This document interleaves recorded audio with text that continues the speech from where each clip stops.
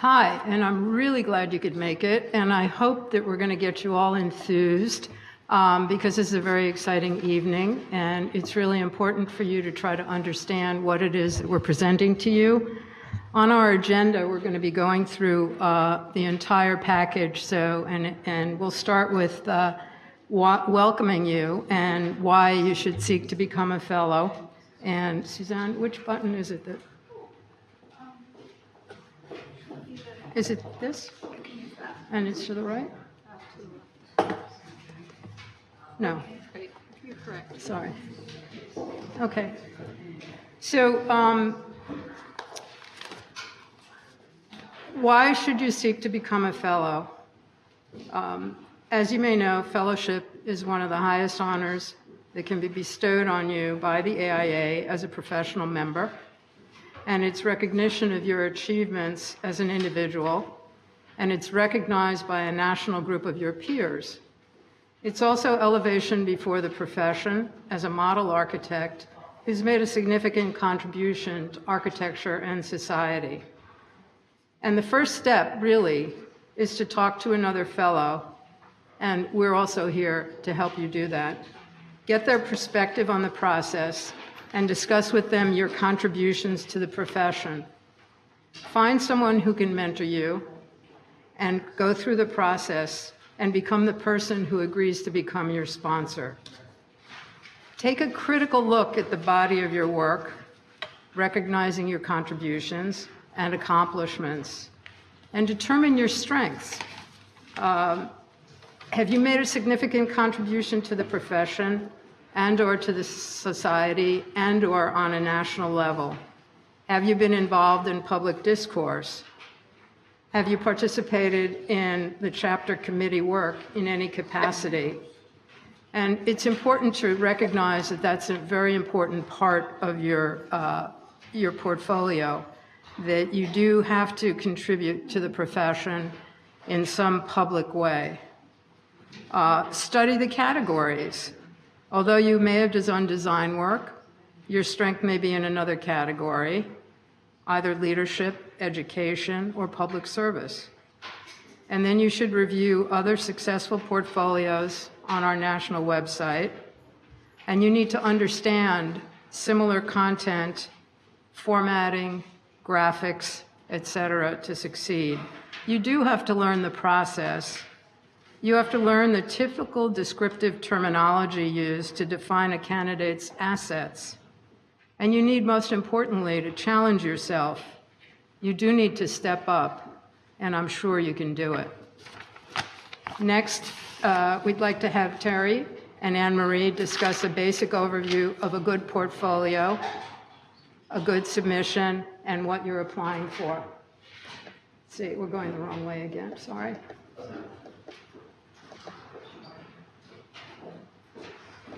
Is it?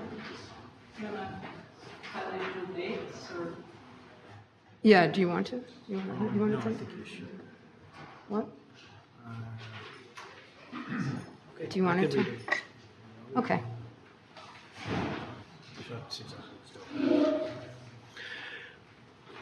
Okay, I'm Terrence O'Neill, also on the Fellows Committee. So here's the timeline, and this is probably in the package that Suzanne just gave you. We were asking for, this is coming up, recommendations due to the chapter on February 14th. You will all be receiving an invitation by March 1st. Just for information, there's a new Fellows reception on March 12th, those who were just elevated, and I'm not sure if they were announced yet. Not announced yet. Okay, so on March 12th, there's a reception for new fellows, those that submitted in this past year. Our own committee portfolio review, the portfolios we're going to be reviewing with you tonight, are due in mid-April. We haven't chosen the date yet. And you'll hear from us whether or not you are nominated by early May. And for those that are nominated, there's a workshop on June 14th, draft submission, and that's the big submission, due on August 22nd. The committee will review the draft submissions. The more you have by August 22nd, the better. It helps us to help you. And we'll give you the nomination form that you need to put into your submission package in late September. And I guess the date still hasn't been announced yet when the final Fellows portfolio submissions are due, but it's sometime in mid-October. It's usually on a Friday, and it's usually or always by 5 p.m. And it's uploaded. Okay, so a basic review. The final submission is a synopsis of your career and, more importantly, how your achievements have influenced the profession over a long period of time. In other words, who you are, what you accomplished, when it occurred, why it's significant, and how your work benefited the profession and how it was shared with the profession. Sharing your knowledge with the profession is very important. And finally, to prove it with documentation and support. So we'll review that also, that you're going to have documentation through signed exhibits and support through reference letters. And the elements of a submission, Anne-Marie. Terry and I are kind of sharing the dais tonight. So I'm going to talk a little bit about the elements of the submission. So there's some basic things. At the beginning, we need your details, your contact information, your work history, and your education, and that's typed onto an online platform for submission. A sponsor letter, which we'll talk about in a little bit, which is super important. And then these three sections are key to showing your work in its best light. So the first section is a summary and involves a 35-word statement that's part of the summary that describes succinctly what you're promoting in your candidacy. The second looks at your overall accomplishments. So it's kind of a timeline of projects that you're doing that all go back and support the narrative that you've created in that first summary section.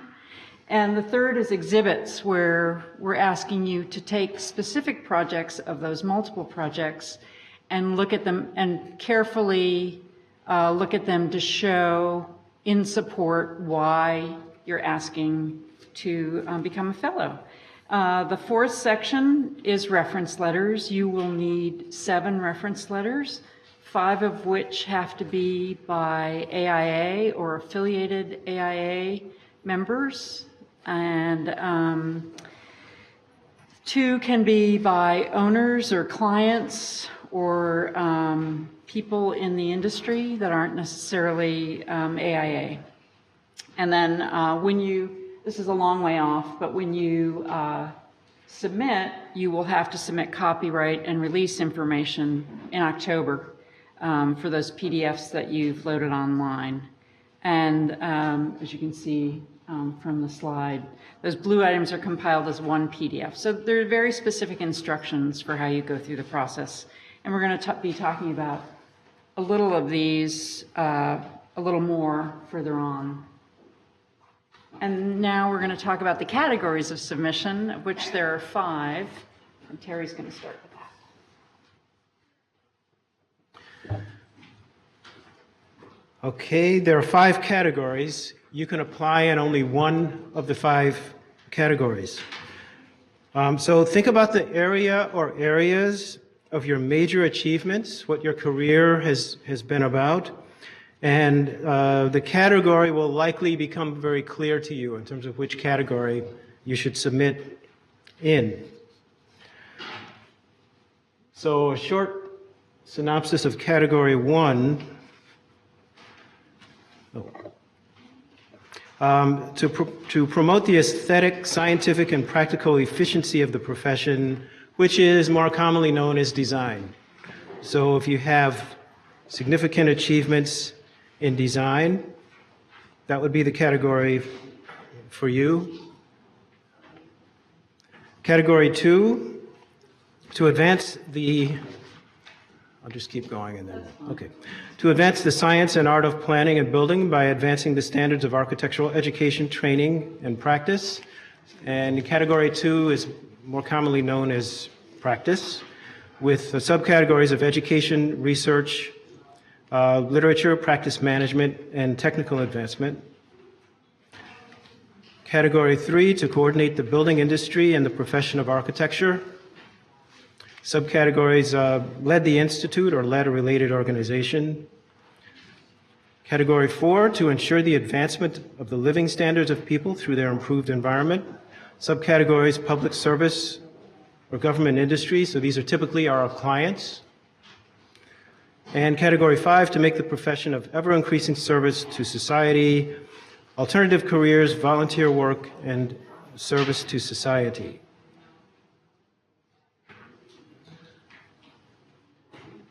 So we'll go into the categories in a little bit more detail, and I'll start with category 1, and then Anne-Marie will continue with 2. So going back to category 1, which is design, usually for this category, evidence such as design awards are required, either national, regional, or local design awards. They are evidence of the sustained influence on the profession that the jury is looking for.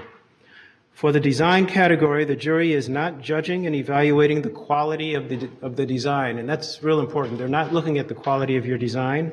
They're looking for peer recognition through, for example, awards and publications. So to read just one of these summary statements, eventually you'll have to develop a summary statement that in a short number of words summarizes what your career has been about. John Grady has played a seminal role in defining exhibition design.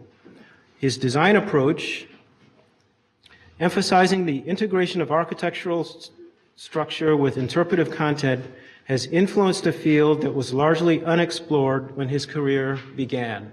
So you can see how in a very short statement it kind of summarizes the whole submission.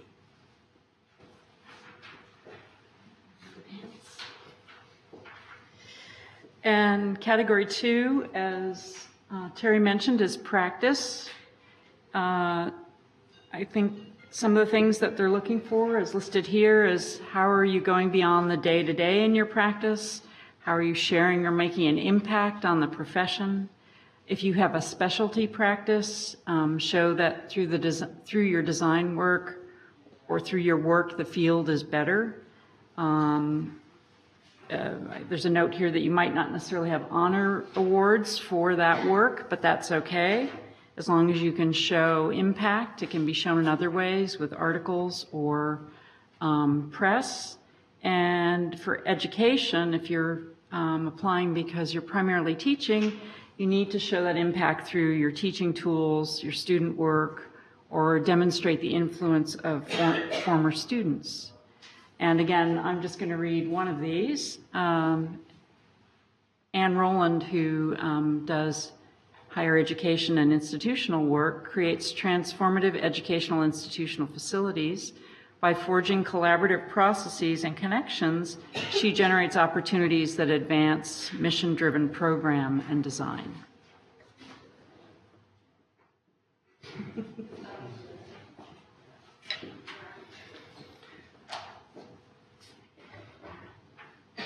Okay, category 3 is to coordinate the building industry and the profession of architecture, better known as led the institute.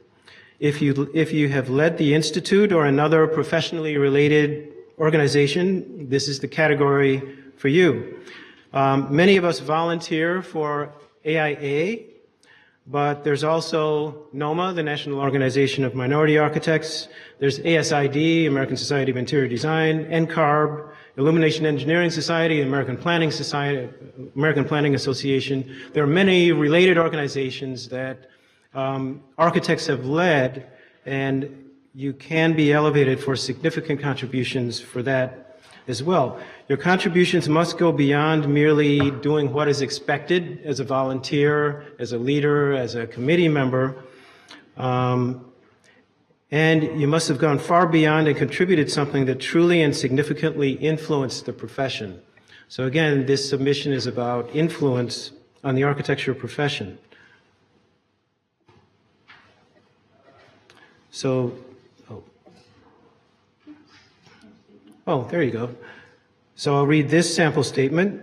Through her component leadership, Margaret Castillo has promoted the Institute's goals of sustainable design and environmental responsibility by expanding public outreach, advocating for reform in government, and advancing professional education in sustainable and resilient design. So Anne-Marie, category 4. You don't have to hide behind there. So category 4 is about the advancement of living standards. It's to ensure the advancement of living standards of people throughout their improved environment.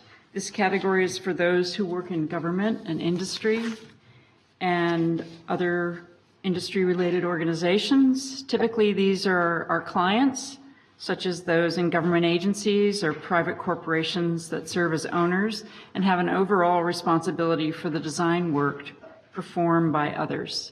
If you work at DDC, for example, or SCA, or DASNY, or MTA, or perhaps you're with a private corporation that has a major client for architects, this would be the category for you.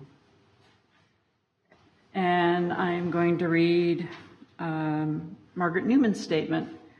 Margaret Newman, FAIA, New York City Department of Transportation, has provided leadership to revitalize New York City's public realm by emphasizing design excellence, prioritizing, comprehensive planning, introducing emergent technologies, and facilitating her interagency collaboration. She has shaped a new direction for streetscape design.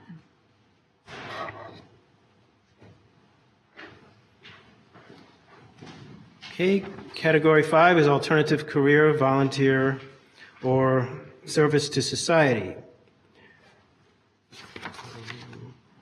Those who submit in this category have a body of work as a volunteer or in an alternative career. You must show that you're not using volunteer work to win commissions. So it's purely about the volunteer work.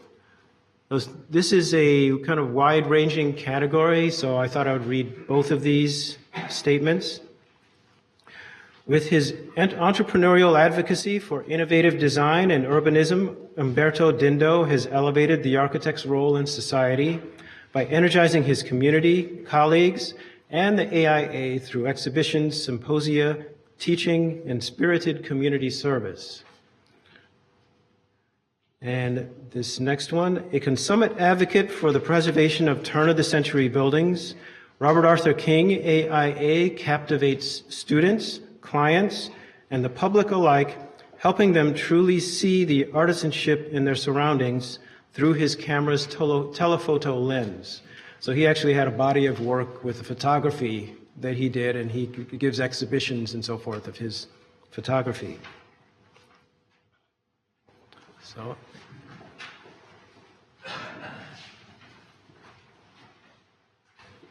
So if you remember that outline of your submission, the first thing on the list was a sponsor. And besides the points listed in this slide, I would like to emphasize that it's important that you think about your sponsor being someone who will support you in the submission process. The letter of support is obviously paramount, but the sponsor's support as you create your submission, whether commenting on your choice of graphics or critiquing your written narrative, can really help in the process, because your sponsor can lend really the critical eye that to your overall submission, where you might be too close to the process to be able to see that. Not unlike a design crit, I'd say. And then we talked about exhibits. So for each of the specific exhibits that you produce, I think that's section 3, you're required to provide an attestation highlighting the specific projects which support your candidacy. So that attestation is a key item to remember when you're putting together your exhibits, because these are ideally, people in addition to your 7 reference letters and your sponsor who support your submission by lending their support to the work that you've done. You know, they are, ideally, they're in addition to the 7 references, which helps to show the breadth of your support for your work and knowledge in the category that for which you're applying. And finally, I kind of jumped the gun on this, but this is also what we spoke about just a little bit before about the reference letters. So you need 7 that support your application, at least 5 must be AIA, FAIA, Honorable AIA, all those categories that are listed above. And 2 can be non-members. We talked about clients in related fields, but they could also be allied professionals or a local honorary member, and they're not considered members in this context. And just there's that summary again that we had in the beginning. So the sponsor, as you can see, kind of leads your presentation. Then there's your summary, which we talked about a little bit, which has the 35-word statement plus a summary of your achievements.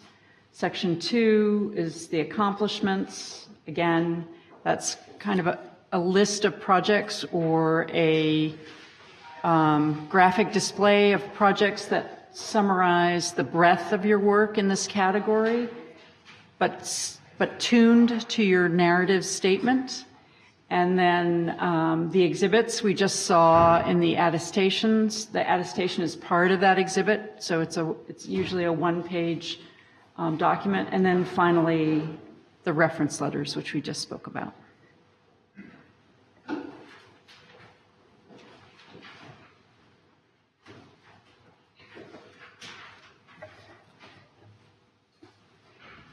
Okay, so we're drilling down. Each one of these slides get more specific. So we're going to repeat some of what you heard already, but we're going to continue making it clearer to you about what everybody in the jury is looking for.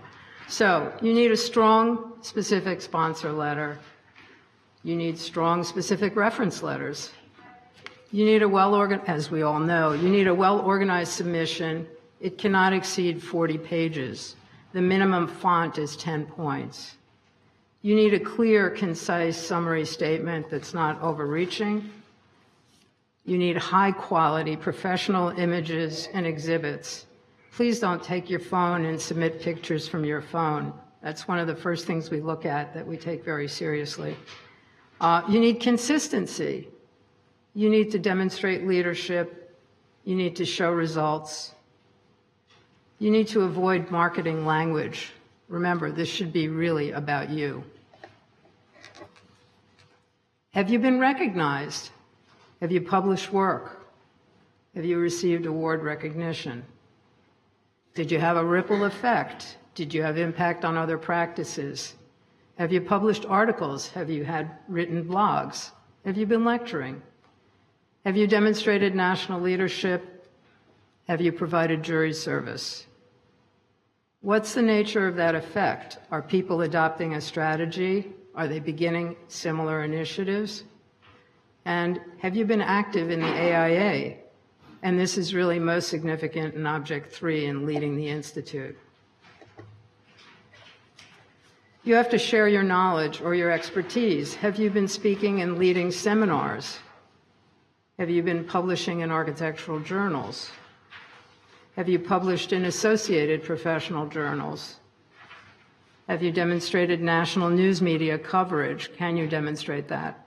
And have you published peer recognition? Anne?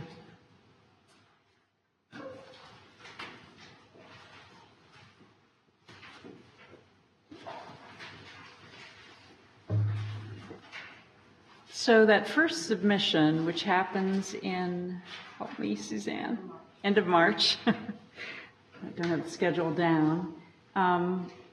This is just sort of talking a little bit about the criteria that we're looking for. And I think Frances said a little bit of this in her summary, but something I'd like to add to this slide is to say that you really do have to think about how your work impacts the world beyond your firm and beyond the places in which you've worked.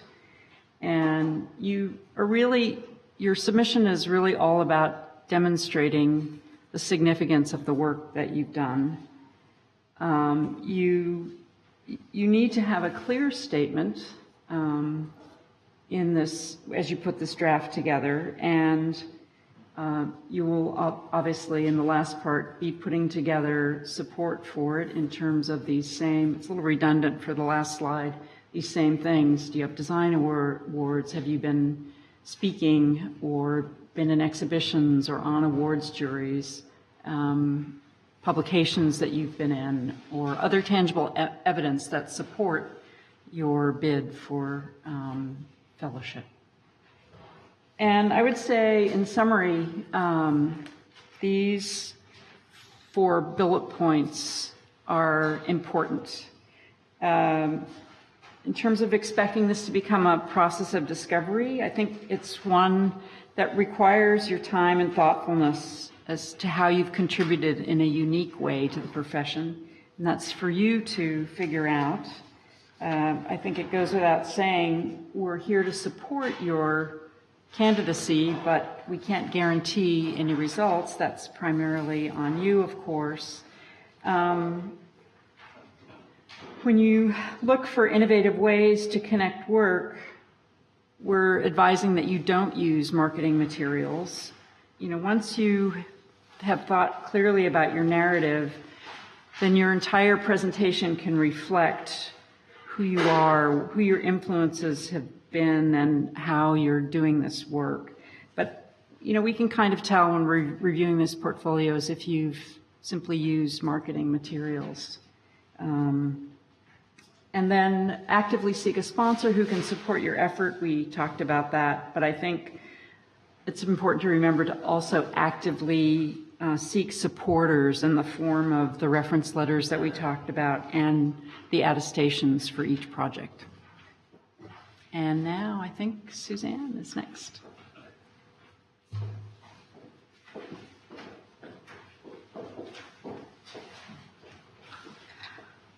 Before I move into the logistics, I do want to maybe take one step back and just be sure that you all have the global view that to become a fellow, one has to first be nominated and then create a submission and then be reviewed by the National Jury of Fellows.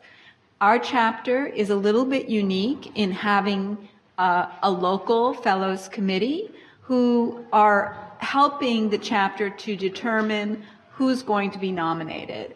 And so a lot of what you saw, we make a distinction in terms of talking about these steps between a portfolio, which is something you submit to this committee in order for our chapter to decide if you will be a nominee of this chapter, versus a submission, which is something that you will create and submit in October for the national jury. You do need to have a nomination in order to submit to the national jury. Most people submit by being nominated by their chapter. Some people can also submit by having, by what's called by petition, by having either 5 FAIA or up to 10 members of any stripe nominate them to the College of Fellows jury. So that's a little bit of language that I want to be sure that I've sort of clarified, because I think we maybe skipped over that a little bit at the beginning of the process. So where we are right now is that our committee is invited you and others who we believe are eligible to become elevated to the College of Fellows, to come here, learn more about the process, and ultimately we will be issuing invitations to submit those portfolios by which we as a as a committee, will decide who will be nominated from this chapter this year. So, first question is, are you eligible? You have to be a member in good standing, which means that you have to have paid your 2019 dues, and you must have and that must be an architect level membership. You have to have been an architect level member for 10 years or more, and you have to have done your continuing education. Sorry to remind you all, but you know, in New York, we're sort of lucky in that we have a state that requires pretty stringent continuing education, so it's pretty easy probably for you all to be on track with your continuing education, but it's something to check, pull up your transcript on, you know, the AIA Discovery System and on the AIA CES dashboard, as it's called now, and check out, you know, how many credits you had for 2018. If you didn't quite make the 18 required units, be sure that you complete that as soon as possible, and that you have 12 health, safety, and welfare credits among that. Also, all submissions have an intern declaration. I'm going to read that aloud. It says, I affirm that I do not have unpaid intern architects, including working students, and neither does any firm of which I am an owner or a manager. If for some reason you cannot check the box yes on this submission, you will not be able to be elevated to the College of Fellows. There are actually new statements that have to be attested as well, which acknowledge that you read and understand the Code of Ethics, particularly as they pertain to harassment and other forms of what essentially are seen as discrimination. So I encourage you to look at the Code of Ethics, be sure you're comfortable with attesting yes to everything that's there as you consider this process. So then we get into nitty-gritty about the timeline of submissions. As Terry sort of went through this quickly, one thing just to note is that we'll be sending out our invitations for portfolio around March 1st, and we expect to have portfolios back here to the chapter on March 29th. It's our committee that's going to be meeting in mid-April and sending back out nominations in early May. So other than that, I don't think we really need to go over this much further unless anybody has a question about it. So there's a bunch of really key resources that everyone who's considering this process should look through. If you do end up having either a marketing person or an administrative assistant helping you with this process, they should also look over these key resources. It will really help them to understand, because there are a lot of small rules related to the formatting, the page lengths, the page numbers, I could probably go on and on, lots of different little rules that you have to read and be sure that you understand when you do a final submission. All of that is on the Fellowship Awards page, which will be a hyperlink when I send this PowerPoint to you, but it's at this website that's indicated here, and I think it's also in the handout that we passed out to you. This Fellows Awards page also has links to best examples. I put a few examples of submissions on the back table. They're not the most recent ones, and they're, I think, mostly printed out in black and white, so they're probably not doing the best justice. But feel free to take a look at those, and always there are plenty of options online. Or you can ask the National Archivist to send you, if you have a particular friend who you know does similar work and has already been elevated, it's always a great idea to ask Nancy for that particular person's portfolio, because then you can get a sense of how they have packaged their career for this particular purpose. I'm always available to answer questions, as is my colleague, Joe Corbin, who is a little bit newer to this process, but I'm doing a big brain dump on him, so he should be up to speed pretty soon on everything. And then the National Honors and Awards Department is always available as well to answer questions, though perhaps not this week as they're wrapping up the 2019 fellowship process. They will turn to 2020 more in the May and June timeframe. But if you have, so right now it's probably not a great time, but in a week or two they'll be more available. This is what that homepage looks like. I've circled two really important parts: the eligibility, which I spoke about a little bit. This submission D is submission details. They have a little graphic problem there, but that's a page that you definitely want to go on to, read through the details that are listed there. And right now, this site is you can see what you sort of see here, but there will be more information, and the link to the submission portal later in the year, it will appear over that little red circle. It will say submit now when it opens. It probably won't open until June. That usually opens around the same time as conference wraps up. So I'm going to guess June 15th or so this year. There's also a frequently asked questions tab on this page.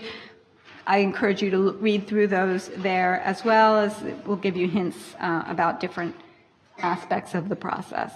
When you do click into the Submit Now, this is sort of where you're going to end up. It may look familiar to you. It's similar to what the AIA New York chapter uses for its design award submissions now, and it's also now National is using this same platform called Open Water for their design awards and other honors awards programs as well. So it's pretty useful. It has little breadcrumbs to help you find your way around, and is a site that you can go into, do some work, save, go out, come back a day later, a week later, a month later, all up until that 5 p.m. deadline, at which point the system closes and you cannot change anything after that point, unless the Honors and Awards Department reach out to you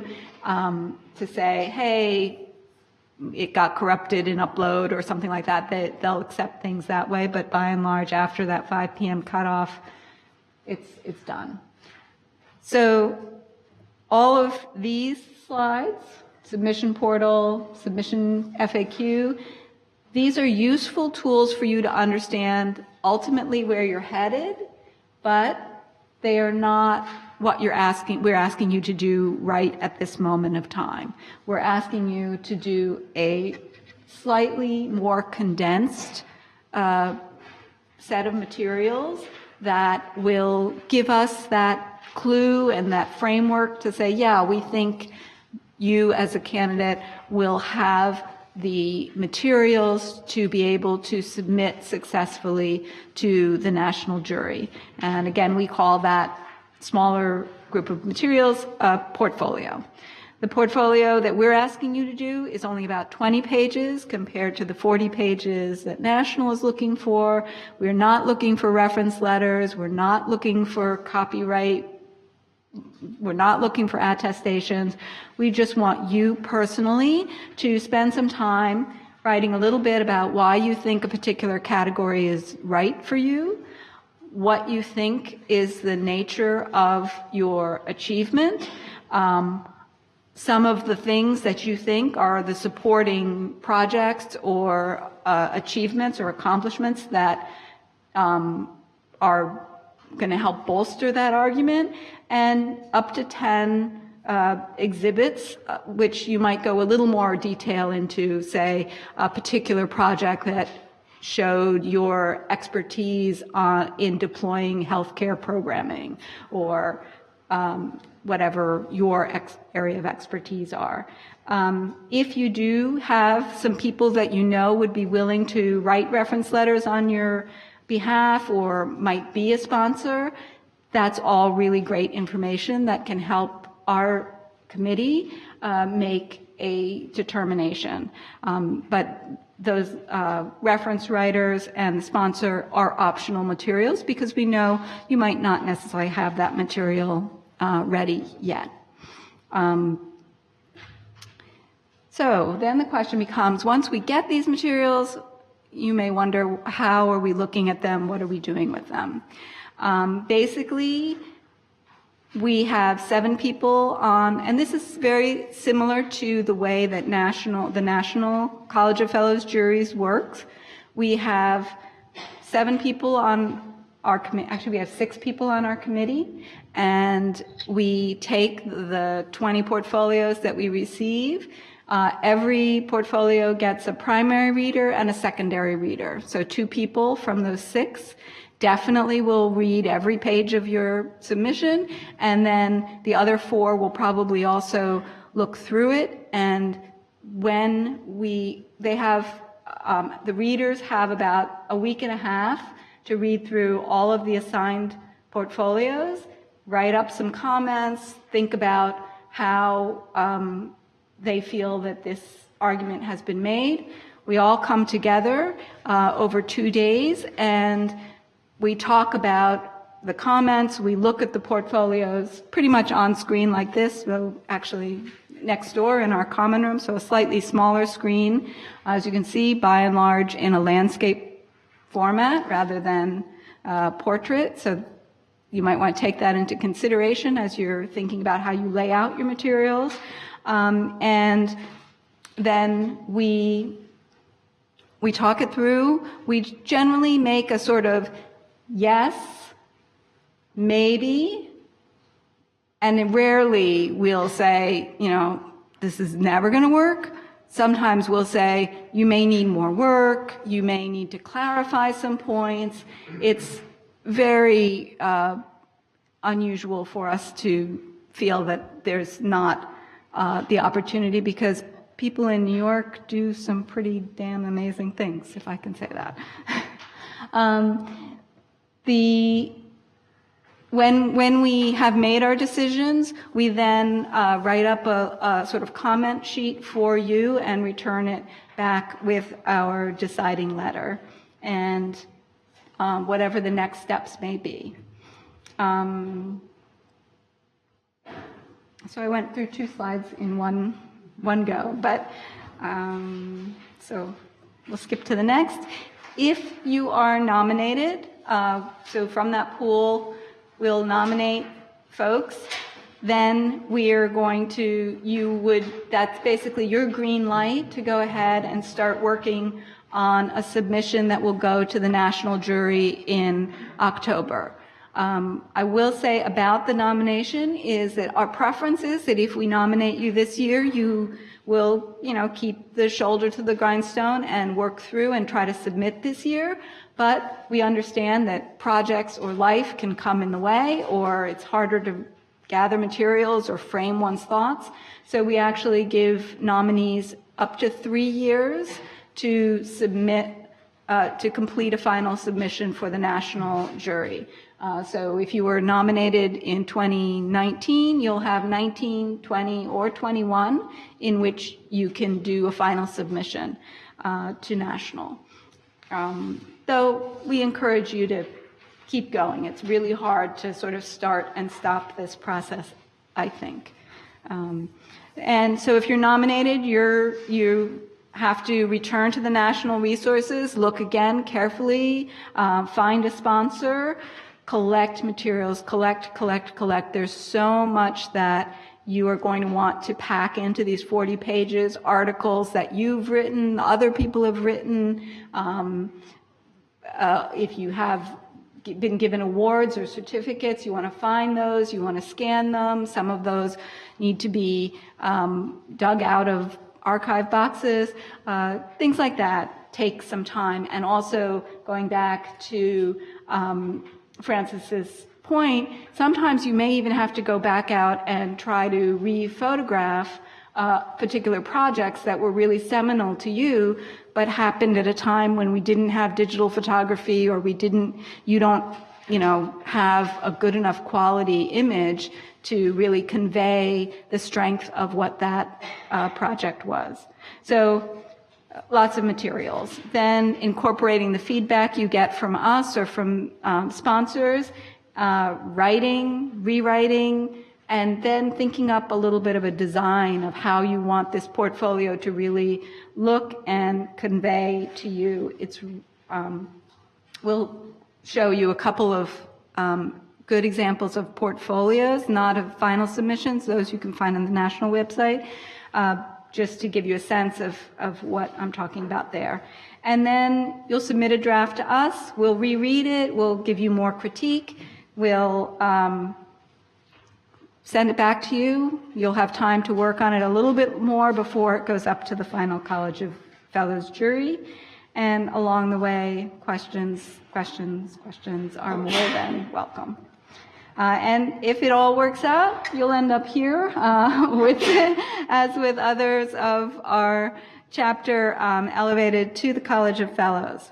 I think before we move to the Q&A section, I do want to just show you really quickly a couple of portfolios so you get a sense of what those contain. They'll have a intro letter that says what your category is and in a broad statement what you think you're being elevated for, a summary statement, again, which talks about sort of the largest projects that support that theme that you introduced maybe in your upper left-hand corner, some of your accomplishments, things that you've done, awards, articles, exhibitions, anything like that. And then you get into the exhibits section where you might have a couple of projects, a paragraph or two about those projects that shows you how they're supported. These materials are going to look different for a design award submission or a design submission versus a led the institute submission versus a research or technical advancement submission. So you want to think about what you're trying to convey. This one was very heavy about master planning and therefore has more of those kinds of images. And that's the whole of that one. That was a category 1 in urban design. This one is a category 2 or practice, though actually it's in literature for Joanne Goncher. And she, of course, is a writer and editor, and so her materials look a little bit different, but she gave us a curriculum vitae and show particular articles or publication initiatives that support different aspects of her efforts to propagate the value of design. So it gives you a sense of that. Again, 14 pages, not a lot, but well put together and well formatted. And this is a practice management portfolio from Jay Bargman. He had more of a bullet type of presentation, but then included lots of projects, his speaking engagements, and went into his exhibits where you get a great little results section, which was very helpful to us to understand, why he thought any particular project was really helping to push the envelope on design. So I think I'll leave it there, and we will go back to our question and answer period. I'll invite everybody to come come up, all of our committee members to come up. And we have only one wireless microphone. So please yell your questions pretty loudly. I will let you know that we are taping this session pretty much because we know there are some people who are not going to be able to make it tonight. It's not going to be publicly posted on the website, but for anyone of you, if you wanted to review it, or for those who were not able to make it this evening, we are trying to capture the questions as best as possible. So. Suzanne, I'm sorry I missed the first few minutes, but I was wondering if you talked about why one would like to be elevated to the College of Fellows and what the goals are of the College of Fellows. We did a little bit, but Heidi, I would like you to, I would love it if you would say a word. Thank you. Hello everyone. I'm Heidi Blau. I'm the New York State, or one of the 3 New York State regional representatives to the College of Fellows for the state of New York. So the college is set up.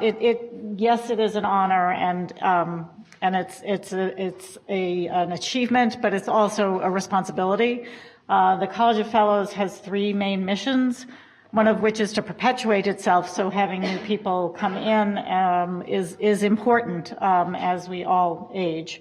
The second one is really to commit to some mentorship. So there are connections between the College of Fellows and the YAF, the Young Architects Forum. Thank you. Although we don't have a YAF chapter here in New York, we have AIA. So we have just recently started this torch program between the College of Fellows members and the young emerging professionals. And then the third piece of the puzzle is support for some research and scholarships. So that's what the College of Fellows is about. It really is about giving back to the profession in the future and being elevated and recognized by your peers. So we hope you all want to join us. So, questions?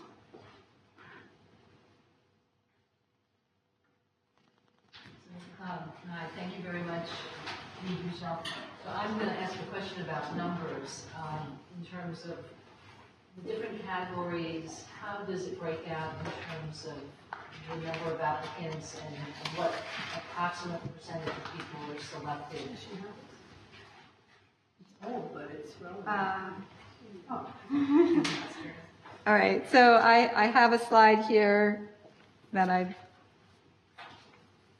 don't know why I didn't put it in. It's called There Are No Quotas, 2018 fellowship statistics. So this is statistics based on people who submitted last year. There were in total 297 candidates to the College of Fellows. There were actually, they don't give me here the total number who applied in each category, but the percentage, the number who were elevated in Category 1 design last year, out of 152 who were elevated nationally, were 37, which was 45%, were elevated in Category 1. That's 45% of the total of the 152, not 45% of the people who applied, which is always a little bit of a confusion for me when I look at this chart the first time. Actually, I lie. It's 45% of the people who applied in Category 1 were elevated. In Object 2, 67 people were elevated, which was 50% of the people who applied. 21 of Object 3 led the Institute, 61% or 62% of those applications. Object 4, which is public service, 13 people were elevated, which was 56% of those who applied in that category. And Object 5, 14 people were elevated, which was 56% of the people who applied in Object 5. So across each category, it was about 50, between 45 and 50%, one category skewing up to 61, one down at 45, so, on average about 50%. There's also statistics about if you do apply and are not elevated, you can try again. And of the people who were elevated, 75% were first-year candidates, 20% were second-year candidates, and about 5% were third-year candidates. So, welcome. Other questions? Your sponsor, do you have to write a reference letter also, or is it a separate entity for your separate? It's separate. So the sponsor will write you, because the sponsor is also writing you a letter. That's basically the first page of your submission. And then the reference letters will be separate. We talked a little bit about the sponsor letter, and they can be an FAIA or an AIA. I mean, I would certainly recommend an FAIA only because somebody has been through the process. They understand the work that goes into it and can probably better guide you than somebody who has not gone through it. And then the other comments I think that were already said is that although it says in here that it's not advisable for if it's somebody that you work with, I mean, my sponsor was somebody that I worked for, so I think that, you can decide whether or not that is appropriate for yourself. But I think most importantly is that you make sure that it's somebody that has time to spend with you and to read and proofread your document, and that they're not, taking on more than one candidate, because of just due to the demand of the work.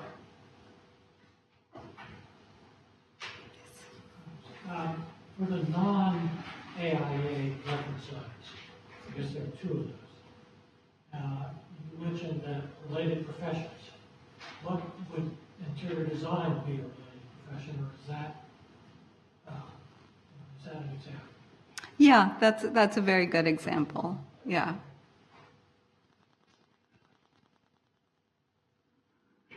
What exactly is due on February 14th? 3 days?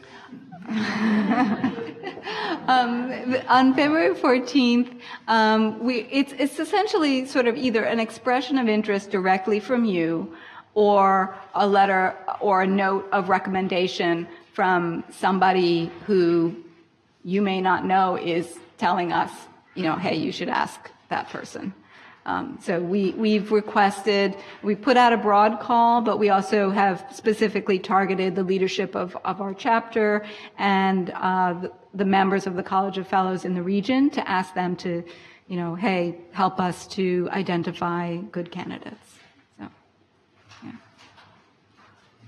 I'll just add one thing about a sponsor. There are those who believe your sponsor should be someone famous or well-known, and that's generally not the case. It's most important that they know you and know your career and can really help you. If you find someone who's well-known, who's unfamiliar with what you're doing, it'll really show in their letter, and the jury will pick that up, and it's not effective.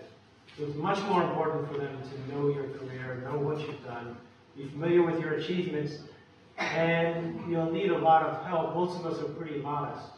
You'll need a lot of help to kind of flesh out your submission and determine what's important and really put it out there, kind of talk about yourself.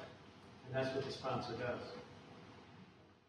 It's called stepping out of your comfort zone. I would say also, it also applies to the reference letters, right, is to make sure that the people, that's actually for the second step, but make sure that the individuals that you select, number one, that they're diverse in terms of that they can speak on the different types of projects. You utilize the two that are not FAIA or AIA members, to utilize people that are either your client who can best speak on your actual physical work, and they should really know who you are and know what work you have done.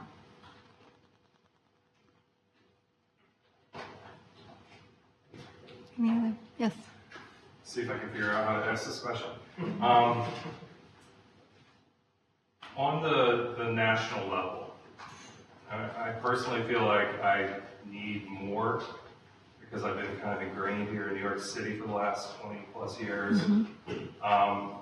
Would you recommend that I delay the process to get more to, I can figure that out, but I can figure out how to get out there. But would you recommend I delay that process or just go ahead and start submitting, and then even if I'm not ready in that first year, continue it for the next 2 years after that? It's kind of a question of when to start. And, you know, yeah. Well, I would strongly suggest that you submit the portfolio to the committee now, because you may have done more than you think. We've never met, just so everyone knows.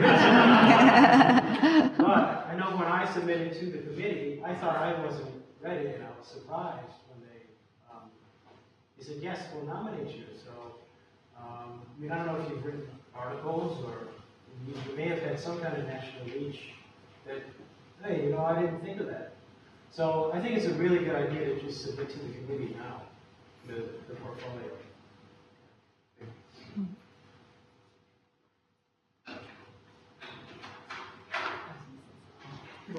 No, I was going to say the exact same thing.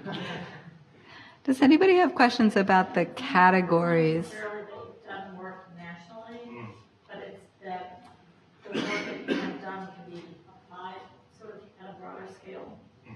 So if you can talk about the bigger influence that you can have brought on the profession, the fact that it's just all happening in New York is not detrimental. I guess to follow up on that, not just the national, but the, you know, maybe a number of people here or in the past on other years have been working. I just feel like people have been working on this for years, and, you know, I feel like I need another 3 years just to work on it before I present it to you. But it sounds like you're saying, just get it out there. We do. We work with you. We work really hard to help you. And we help create the incentive to put the package together that you send us. So send it to us. We're here to help. Okay. Yes.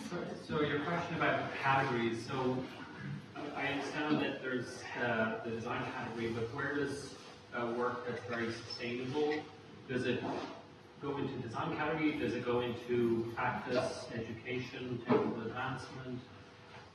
Where have I seen people, I don't see a category for sustainability per se. I've seen it in sort of all of those places. I've seen it in the design category,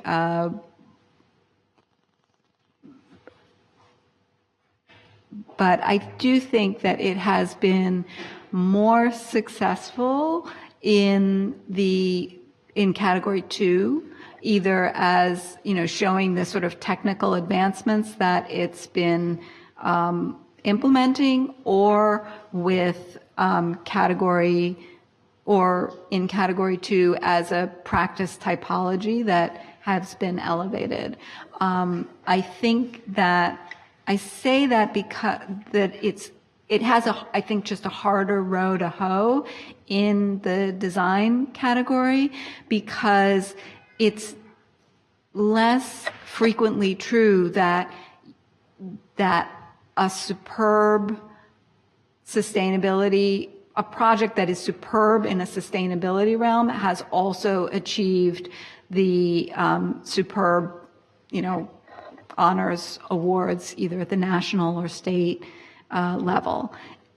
I've seen some, which is great, and we're seeing more of that, but it's just a matter of numbers, I think, at the moment, that there aren't as many that have been, you know, really great sustainability projects that have also won really great design awards. So, Yeah. What if one's career spans several categories? Could you be nominated in more than one category? You cannot be nominated in more than one category. You have to sort of make a choice as to which one you think is the strongest and put that forward, and structure the portfolio around that category. But it is really helpful and can really expand that if you have a sort of leitmotif, to use a musical term, that is, this was the major key, and then there were these minor notes that were very significant and filled out the sound quality of my portfolio, but were not maybe the very center of the work that you were doing, if that makes any sense. So you're saying I can improve my experience as a musician in the Yes. Probably better than I just tried to make an analogy to. Yes. So I've spent half my life teaching and half my life learning my practice. Mm-hmm. If you submitted the design category, does all the work you did in teaching just drop out? Does it become insignificant? Does anybody have a good... Well, it probably depends because I think it's just like the previous question. If you look at it like you have a major and a minor, so maybe your major is your design work, but the teaching is very important and it fed into the design work, I would think. So you probably want to pick one or the other, whichever was dominant, and then talk about how one fed into the other, or one set of knowledge fed into the other set of knowledge, but you have to pick one or the other. Okay. And that is a very common question, I will say, that we have, and I will try to look for some of the portfolios of people I know who've come to me with that question and then ultimately made a decision about how to balance their submissions. I would almost say it's been about 50-50 between whether they swung and they decided to focus on the teaching, or that they decided to use category 2, or swung and used category 1 with the supporting materials of the teaching. Yeah. Yes. On sponsors, do they have to be from New York, or can they be from elsewhere? They can absolutely be from elsewhere, and that can be something of an advantage in that for you, it probably also helps to give a perspective of how people outside of New York will view what's happening in New York and its significance, in a broader scale. And it is helpful, even though your work may not necessarily need to be all over the place, it is helpful if among your reference letters or among the people who are attesting to projects that you've been involved with, if there is some geographic diversity, because that sort of makes a suggestion of your reach and how you're sharing your knowledge. So we were talking about that before, that actually might be one way to show national reach, because you have references in California, Nebraska, and Florida, but also here. So there are a lot of different ways to show national reach. Yes. Are these 7 reference letters, in other words, are 5 members of the AIA or affiliates and 2 non-members, or can you submit more of either category? You may not have more than 7 letters. You could have all AIA members if you wanted, if all 7 of them could be members, but you have no fewer than 5 member letters. So your wiggle room for outside of the AIA is 2 letters, but you don't have to do that if you don't want to. And the sponsor letter is in addition to the 7? Yes, yes. Yeah, and the sponsor letter is a little bit different in tone, I would say, than the reference letters, in that the reference letters are probably by and large going to be speaking to a particular project or a particular way in which you have been working with them or for the betterment, whereas the sponsor letter really has to be able to have a broad base that's showing your overall achievement. I don't know if you would agree with that. Yeah. Yes. Just to clarify, the examples that you showed us were the committee portfolio. Yes. Yeah. Yeah. So they're a little bit less in depth, a little less polished than what you'll see if you look at the best examples on the national site. And I'll just say those were quite polished. Those were very good. We get all kinds of submissions, so don't be intimidated by what you saw. We know everyone has, different levels of time. Some people have a marketing person or a graphics person, others do not. But we'll be able to see just from what you send us if there's not enough of a body of work there. I would say it's helpful to, make the best attempt to getting as close to that as possible, Yes. because then we're able to give you better feedback. So a lot of times we get a lot of marketing and just resumes, and there's not much for us to comment on if it just came right out of somebody's marketing, because we don't necessarily understand who you are as a person and like who you are as an architect versus your company. Yeah. So just to expand on that, a marketing page for a project, for example, would usually not speak about one architect's contribution to the project. But for this submission, we need to know, and the jury needs to know, what was your contribution to the project. So if we're reading the marketing sheet, and it says nothing about the person that's submitting, it just doesn't tell us very much. Mm-hmm.